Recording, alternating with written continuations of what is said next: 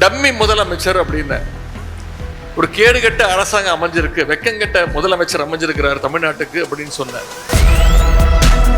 திராவிட முன்னேற்ற கழக சட்டமன்ற உறுப்பினர்கள் எங்களுக்கு யாருக்கும் கார் தேவையில்லை, இந்த அரசு கொடுக்கக்கூடிய அந்த வாகனம். கேள்வி கேட்டா பதில் சொல்லலாம், பாட்டு பாடினா நான் எப்படி பாட்டு பாட முடியும்? 4 அமைச்சர்கள் 3 அமைச்சர்கள் தான் இருக்கிறாங்க. அனைத்து கேள்விகளுக்கும் அந்த 3 அமைச்சர்கள் தான் எந்திரிச்சு பதில் சொல்றாங்க. அது கடந்த சில மாதங்களாகவே இந்த தஞ்சாவூர் மாவட்டத்திற்கு அடிக்கடி வந்துகிட்டு இருக்கிறேன்.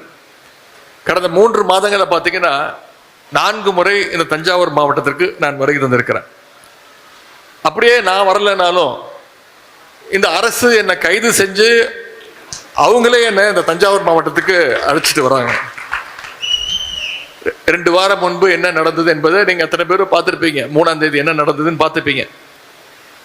இந்த தஞ்சாவூர் மாவட்டத்தில், தமிழ்நாட்டில் எங்க பேசினாலும் தஞ்சாவூர் மாவட்டத்தில் பேசும்போது ரொம்ப ஜாக்கிரதையா பேசணும்.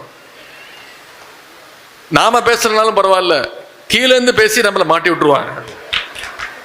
இன்னைக்கு அந்த மாதிரி அண்ணன் துரை சந்திரசேகரன் அவர்கள் என்னை மாட்டி விட்டுருக்கிறாரு சில வார்த்தைகள் எல்லாம் கூறி. அதற்கும் நான் தான் பொறுப்பேற்க வேண்டும். பரவாயில்ல, இந்த கைது நடவடிக்கைக்கெல்லாம் பயந்தவன் கிடையாது இந்த உதயநிதி என்பதை இந்த அரசுக்கு இந்நேரம் தெரிஞ்சிருக்கும். கடந்த 3ஆம் தேதி தஞ்சையிலே விவசாயிகளுக்கு ஆதரவாக அவங்களுடைய கோரிக்கைகளை எல்லாம் நிறைவேற்றணும், இந்த அரசு நிறைவேற்றணும்னு ஒரு மிகப்பெரிய போராட்டத்தை நடத்தணும். நான் தான் வந்து கலந்துக்கிட்டு, என்னுடைய தலைமையில் நடந்துச்சு. நம்முடைய கூட்டணி கட்சி தலைவர்கள்லாம் கலந்துக்கிட்டாங்க, விவசாய சங்கத்தை சேர்ந்தவங்க எல்லாம் வந்து கலந்துக்கிட்டாங்க. நான் தலைமை தாங்கி கடைசியா பேசினேன். கிட்டத்தட்ட 22 நிமிஷம் பேசியிருக்கிறேன். என்ன சொன்னேன்? காவேரியில தண்ணி வரல, அது மட்டும் சொல்லல, அதை விட இன்னும் நிறைய பேசியிருக்கிறேன். டம்மி முதலமைச்சர் அப்படின்னு ஒரு கேடுகட்ட அரசாங்கம் அமைஞ்சிருக்கு, வெக்கங்கட்ட முதலமைச்சர் அமைஞ்சிருக்கிறார் தமிழ்நாட்டுக்கு அப்படின்னு சொன்னேன். தேர்தல் வாக்குறுதி கொடுத்தீங்களே, அதெல்லாம் நீங்க செயல்படுத்துறதுக்கு உங்களுக்கு வக்கு இல்லை அப்படின்னு சொன்னேன். உடனே அதற்கெல்லாம் அவங்களுக்கு கோபம் வரல. காவேரியில தண்ணி வரலன்னு சொன்னோன்னு கோபம் வந்துருச்சு. அதற்காக உடனே இரவோடு இரவாக இங்கேருந்து தஞ்சாவூர்ல இருந்து காவல்துறையினெல்லாம் அமிச்சு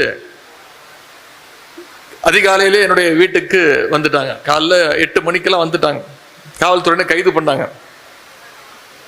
காவல்துறையினர் என்னை கைது பண்ணி தஞ்சாவூருக்கு அழைச்சிட்டு வர்றாங்கன்னு தெரிஞ்சதுமே டெல்டாவில் இருக்கக்கூடிய அனைத்து உடன்பிறப்புகளும் நீங்க தஞ்சையில் ஒன்று கூடிட்டீங்க. அதனால தஞ்சாவூர் போனா நிச்சயம் நம்மளால சமாளிக்க முடியாதுன்னு அண்ணன் துரை சந்திரசேகரன் சொன்னாங்க. பார்த்தீங்களா? காவல்துறையினர் வண்டியை செங்கிப்பட்டி ஸ்டேஷனுக்கு திருப்பிட்டாங்க. அது மட்டும் இல்லை, நீதிமன்றத்தில் இந்த அரசு போய் மன்னிப்பு கேட்டுச்சு. என்ன சொன்னாங்க? நாங்கள் அவரை கைதெல்லாம் பண்ணலைங்க, விசாரிச்சுட்டு விட்டுருவோம் அப்படின்னு பல்ட்டி அடிச்சாங்க. நம்முடைய வழக்கறிஞர்கள் நீதிமன்றம் போய் கைது பண்ணக்கூடாதுன்னு அவங்களுடைய வாதங்கள்லாம் எடுத்து வச்சாங்க. நான் ஏன் இதெல்லாம் சொல்றேன்னா, நாம மீண்டும் நிரூபிச்சிருக்கிறோம், இந்த டெல்டா மண்டலம் என்னைக்குமே திராவிட முன்னேற்ற கழகத்துடைய கோட்டை என்பதை. ஏற்கனவே சட்டமன்ற தேர்தல் நீங்க புரிய வச்சீங்க. திரு அன்பில் மகேஷ் அவர்கள் சொல்லும் போது குறிப்பிட்டு பேசினார். டெல்டா மாவட்டங்கள்ல இருக்கக்கூடிய சுமார் 30 தொகுதிகள்ல வெறும் 4 சீட் மட்டும்தான், 4 தொகுதிகள் மட்டும்தான் இன்றைக்கு இருக்கக்கூடிய ஆளுங்கட்சி ஜெயிச்சிருக்கிறாங்க. இந்த புதிய அரசு அமைஞ்சதிலிருந்து கடந்த 104 நாட்களாக 105 நாட்களாக இந்த அரசால அதிகம் பாதிக்கப்பட்டது யாருன்னு பார்த்தீங்கன்னா விவசாய பெருங்குடி மக்கள் தான். அதற்கு ஒரு சின்ன உதாரணம். இதற்கு முன்பு இருந்த நம்முடைய திராவிட மாடல் அரசு, நம்முடைய தலைவர் அவர்கள் முதலமைச்சராக இருக்கும்போது கடந்த 5 வருஷம் மேட்டூர் அணையிலிருந்து சரியா ஜூன் 12ஆம் தேதி அன்னைக்கு தண்ணி திறந்து விட்டுருவார். இன்னும் சொல்ல போனா சில வருடங்கள் அந்த தேதிக்கு முன்பாகவே தண்ணீரை நம்முடைய தலைவர் அவர்கள் திறந்து விட்டுருக்கிறாங்க. ஆனா இவங்க ஆட்சிக்கு வந்து இன்னைக்கு என்ன நிலைமை? ஜூன் மாசம் முடிஞ்சு, ஜூலை மாசம் முடிஞ்சு, இப்ப ஆகஸ்ட் மாசம் முடிய போகுது. இது வரைக்கும் மேட்டூர்ல இருந்து தண்ணி திறந்து விடல. காவேரியில் தண்ணி இல்லை. டெல்டா பகுதியில் குறுவை சாகுபடி மொத்தமாக இன்னைக்கு பாதிக்கப்பட்டிருக்கு. அதனால தான் நான் இன்னைக்கு போராட்டத்தில் பேசும்போது சொன்னேன், சட்டமன்றத்திலேயே மீண்டும் பேசினேன், விவசாயிகளுக்கு தயவு செய்து இந்த அரசு வறட்சி நிவாரணம் கொடுக்கணும். அதற்கு இந்த முதலமைச்சர் தான் பதில் சொன்னாரா? பதில் சொல்றேன்னு சொல்லி ஏற்கனவே சிறப்பு தொகுப்பு கொடுத்துட்டோம் அப்படின்னாரு. நான் சொன்ன தயவுசெய்து முதலமைச்சர் அவர்களே, சிறப்பு தொகுப்புக்கும் வறட்சி நிவாரணத்துக்கும் வித்தியாசம் இருக்கு, முதல்ல தெரிஞ்சுக்கிட்டு பேசுங்க அப்படின்னு அவையில சொன்னேன். இன்னைக்கு விவசாயிகளுக்கு வறட்சி நிவாரணம் கொடுக்க அரசு கிட்ட நிதி இல்லைன்ட்டாங்க. ஆனா என்ன பண்ணிருக்கிறாங்க, ஆளுங்கட்சி இருக்கக்கூடிய சட்டமன்ற உறுப்பினர்களுக்கு கார் வாங்கி கொடுக்கறதுக்கு இந்த அரசு முடிவு பண்ணிருக்கு. அதற்கு எங்கேருந்து வந்தது இப்போ நிதி? விவசாயிகளுக்கு தேர்தல் வாக்குறுதியில சொன்ன மாதிரி அவங்களுடைய கடன்களை எல்லாம் தள்ளுபடி செய்வதற்கு நிதி இல்லைன்னு சொல்லிட்டாரு முதலமைச்சர். ஆனா இன்னைக்கு ஆளுங்கட்சியில் இருக்கக்கூடிய சட்டமன்ற உறுப்பினர்களுக்கெல்லாம் கார் வாங்கி தரேன்னு இன்னைக்கு முதலமைச்சர் ஒரு அறிவிப்பு வெளியிடுறார். நம்முடைய தலைவர் தெளிவா சொல்லிட்டார், நான் இங்கே சபையிலே பதிவு செஞ்சிருக்கிறேன், திராவிட முன்னேற்ற கழக சட்டமன்ற உறுப்பினர்கள் எங்களுக்கு யாருக்கும் கார் தேவையில்லை, இந்த அரசு கொடுக்கக்கூடிய அந்த வாகனம் தேவையில்லை, முதல்ல நீங்க விவசாயிகளுடைய பிரச்சனையை தீர்த்து வைங்க அப்படின்னு சபையில சொல்லிட்டேன். அதுக்கும் சண்டைக்கு வராங்க. அது எப்படி நீங்க வேண்டாம்னு சொல்லலாம்?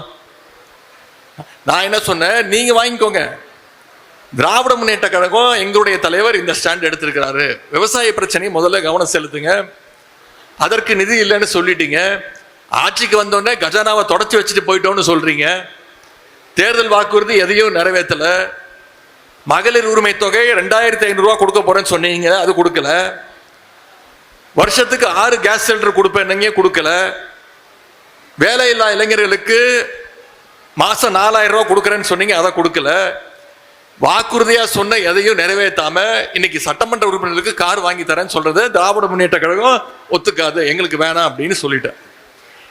இன்னைக்கு சட்டமன்றத்தில் நடக்கிறத நீங்க அத்தனை பேரும் தொலைக்காட்சியில நேரலையில பார்த்துக்கிட்டு இருக்கீங்க.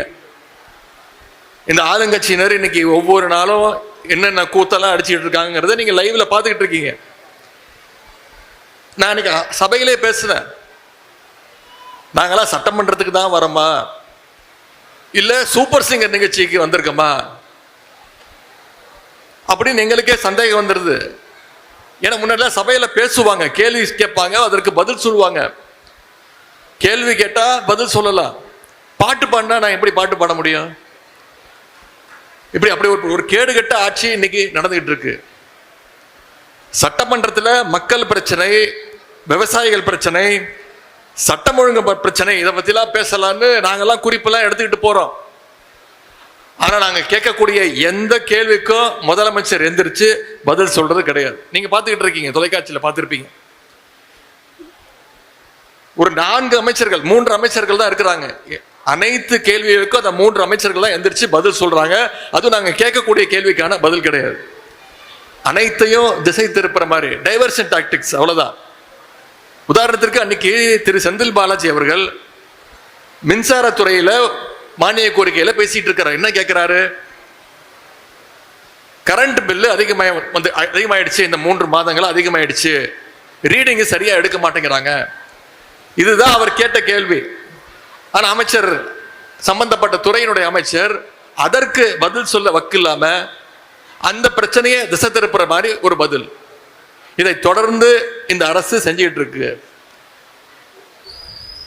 அமைச்சர் பெருமக்கள், ஆளுங்கட்சியுடைய சட்டமன்ற உறுப்பினர்கள் மக்கள் பிரச்சனை பேசுவதற்கு வரல, அவங்களுக்கு தேவையெல்லாம் அன்னைக்கு ஒரு 4 ரீல்ஸ். இவங்க சர்க்கார் நடத்துறாங்களா இல்ல சர்க்கஸ் கம்பெனி நடத்துறாங்களான்னு கேட்கிற அளவுக்கு தான் இன்னைக்கு அரசினுடைய பர்ஃபார்மன்ஸ் இருக்கு. இதையே கொஞ்சம் ரிவைண்ட் பண்ணி பாருங்க. போன 5 வருஷம் நம்முடைய கழக தலைவர் அவர்கள் இந்தியாவிலே நம்பர் 1 ஸ்டேட்டாக நம்முடைய தமிழ்நாட்டை கொண்டு வந்தாங்க. 11.19% வளர்ச்சியோடு இந்தியாவில் டெவலப்பிங் ஸ்டேட்ல நம்பர் 1 ஸ்டேட்டாக தமிழ்நாடு இருந்தது. இன்னைக்கு அதை கொண்டு போய் பாதாளத்தில் தள்ளிட்டாங்க. இன்றைக்கு இந்த அரசாங்கம் ஒரு டம்மி அரசாங்கமாக தமிழ்நாட்டுடைய வளர்ச்சியை பின்னாடி இழுத்துட்டு போயிட்டு இருக்கிறாங்க, தள்ளிட்டு இருக்கிறாங்க. தமிழ்நாட்டில் நடக்கிற எந்த பிரச்சனை பற்றியும் இன்று இருக்கக்கூடிய முதலமைச்சருக்கு கவலை கிடையாது. இதையெல்லாம் இன்னைக்கு மக்கள் பார்த்து இப்போதான் உணர ஆரம்பிச்சிருக்கிறாங்க. எனவே விரைவில் இந்த ஆட்சியாளருடைய ஆணவத்திற்கும் கோமாளித்தனத்திற்கும் மக்கள் ஒரு சரியான பாடத்தை புகட்டுவாங்கன்னு சொல்லி